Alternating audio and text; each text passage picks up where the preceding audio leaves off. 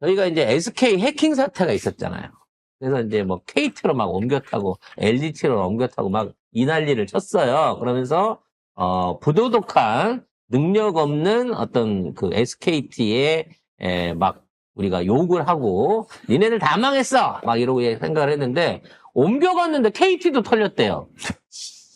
그래서 어쩌- 나중에 이거를 확인을 해봤더니 이게 단순하게 어떤 뭐 내부 해킹이나 이런 게 아니었더라는 거죠. 관련해 갖고 기사 한번 정리를 해보겠습니다. 네. 자, KT가요.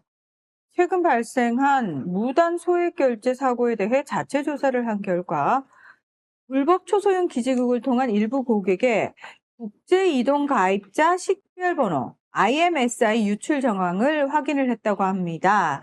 이 IMSI가 가입자마다 부여된 고유의 번호로 유심에 저장되는 개인정보에 해당을 하는데요. 이게 확인된 고객만 지금까지 5,561명이라고 합니다.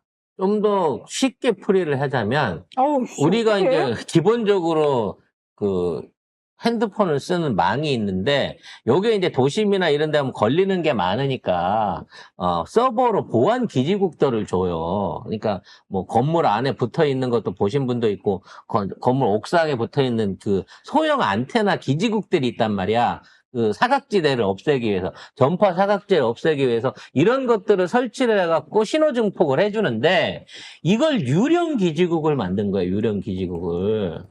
그래갖고 사설로 이 기지국을 만들어 놓고 거기서 주변에 사람들이 휴대폰이 지나가기를 기다린 거지. 그래서 가짜 기지국을 설치해 놓은 상태에서 그 상황에서 그 옆으로 그 신호대 안에 들어가게 되면 그 신호대 들어온 거를 해킹을 해가지고 그 안에서 정보를 뽑아낸 거야. 근데 그 안에서 뭘 뽑아냈냐? 해외 전화하고 연결할 수 있는 코드를 뽑아낸 거예요. 그러니까 쉽게 말하면 키를 뽑아낸 거지. 그래서 그 키를 뽑아갖고 어떻게 한다? 소액 결제를 해외에서 시키는 거예요. 그러니까 국내에서 소액 결제를 시키면 잡히잖아. 국내 업체가 있고 그 자금이 묶여버릴 수 있는데 해외 계정으로 있는 내가 해외 송금을 하는 것 같은 차원에서 그 계정을 뚫어가지고 3,000원, 4,000원을 빼가니까. 그리고 나중에 문자 메시지로 오는 거는 무슨 시스템에서 3,000원 서비스 3,000원이 빠졌어요. 7,000원이 빠졌습니다 하니까 이거 내 건가? 내가 이런 거 신청한 적이 있나? 또는 뭐 우리 아들이 내 번호로 갖고 뭘 했나? 아니 근데 순간적으로 작은 금액이라 확인하고 넘어가면 그냥 지나친다는 거지. 그렇죠. 뭐 그게 한 300만 원이면은 확인을 할 텐데 그렇지. 3,000원? 그러니까 이런 식으로 빠져나니까 모르겠네 하고 묻히고 지나간 거야. 근데 나중에 찾아보면 어떻게 돼? 기지국이 없어져가지고 거기에 접속한 내력이 없는데 돈만 빠져나간 거야. 아이고. 요런 식의 아주 전문화된 범죄를 저질렀다는 거죠. 그래서 이거는 절대 일반인이나 민간인이 할 수 있는 규모의 범죄가 아니에요. 일단 이동 기지국을 사이비로라도 만들어 운영할 수 있는 자금과 조직, 기술력을 가져야 되는 거고요. 그 안에서 들어왔던 휴대폰을 해킹하고 그걸 뽑아낼 수 있는 능력도 이게 보통의 문제가 아닙니다. 애초에 이런 부분에 문제가 생긴다고 하면 이거에 대한 보완을 막아놨어야 되는데 그동안 통신사들이 전혀 이거를 막지 않았다는 것도 사실 귀책 사유가 돼요.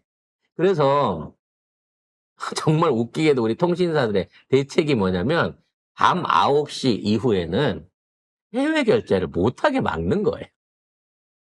그러니까 지금 있는 상황에서 코드를 털려버린 사람들이 몇이나 되는지 피해 파악은 할 생각하는 게 아니라 이 기지국들, 유령 기지국들이 활동하는 시간대가 주로 밤 9시에서 12시 때에 집중돼 있다 보니까 요 시간대에 해외 결제를 막아버린 거야. 그럼 얘가 6시 때에 하면 어떡할 건데?